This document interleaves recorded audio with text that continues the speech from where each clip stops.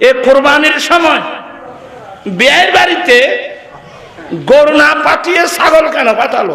এ পাষাণ্ড জালেম নিজের স্ত্রীকে সাম মেরে ফেলছে। আপনাদের হাটাদারি ঘটনা বলতেছি আমি। আচ্ছা যে পুরো আড়াদারি কইলি তোরা তো গোশালা দায় মৃত্য কথা তো সত্য। আই ভুল কথা কেন নকর পাইব? আমি সরকারের কাছে অনুরোধ জানাবো, যৌতুকের বিরুদ্ধে কঠোর আইন পাশ করে ঘরে বসে থাকলে হবে না। এই সমস্ত জালেমদেরকে ওপেন হাজার হাজার মানুষের সামনে গুলি করে মেরে মারার আইন করতে হবে। দেশকে বাঁচাতে হবে, জাতিকে বাঁচাতে হবে। হলে তো তোরা বেশি কর বলিব। আজকে 14 বছর আমি একজন মোল্লা মানুষ, আমি তো জানি এটা কি আকার ধারণ করতেছে। আমি দেখতেছি মুসলমানের সমাজে অমুসলিম কালচার এমন ভাবে দখল করে নিয়েছে, এই মুহূর্ত থেকে যদি আমরা সচেতন না হই, নবীর সুন্নতের দিকে ফিরে না আসি, এই দেশের ভবিষ্যৎ কিন্তু অন্ধকার। আমরা আকৃতিতে মানুষ, স্বভাবগতভাবে আমাদের মধ্যে মানবতা কয়জনের আছে? বিয়ে কাকে বলে? বিয়ে আমার রাসূলের সুন্নত, এটা শব্দ শুনলে হবে না। কোন সিস্টেমে বিয়ে করা সুন্নত এটা আমাদেরকে জানতে হবে। এখন তো বিয়ে সুন্নত নাই, বিয়ে বাণিজ্য। মানুষকে খাওয়াতে হবে, 5 জন কথা হই তার খাবান করিব, 40 জন জোড়া হই তার খাবান করিব। আরো আবদার হতো অবিয়াই জোড়া মিদি মানুষ আয় বুঝি বেকুম বাসা বাসা কি মানে রাব আলো আয় বুঝে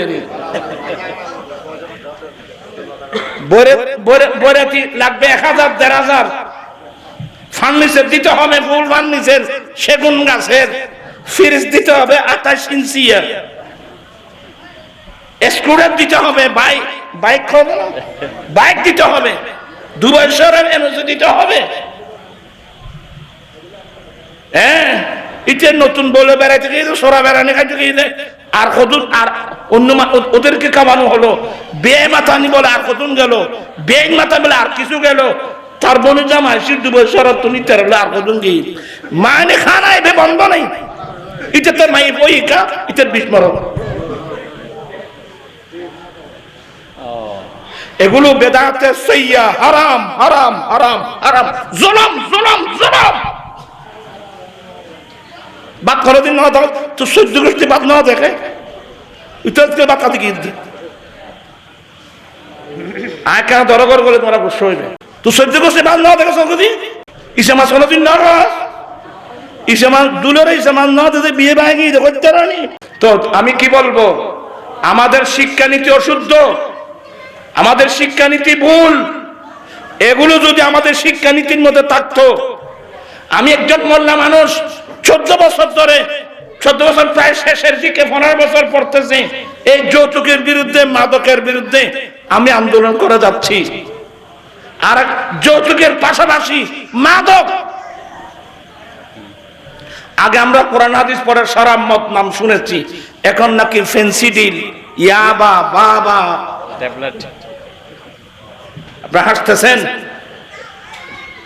ছোট ছোট এ দেশের অসাধু ব্যবসায়ী আঙ্গুল ফুলে কলা গাছ হওয়ার জন্য গোটা জাতিকে ধ্বংস করে দিচ্ছে। আপনারা সবাই শিক্ষিত লোক, বেয়াদবি মাফ করবেন। পত্রিকা সবাই পড়েন, খবর সবার এখন সোশ্যাল মিডিয়ার যুগ। হ্যাঁ, এই যে ঐশী নামক যে মেয়ে, ঐশী নামক যে মেয়ে, এই মেয়েটা মা বাবা পুলিশ অফিসারের মেয়ে, মা বাবা দুজনকে জবাই করে দিল। পত্রিকায় দেখলাম এই মেয়েটা নেশা করে। কত নেশাখোর ছেলে বাবার কাছে বলতে আমাকে টাকা দাও, বাবা বলে তুই নেশা করিস, তোকে টাকা দেবো না। রাতের বেলা কত জালেম বাবা নিজের বাবাকে জবাই করে দিছে।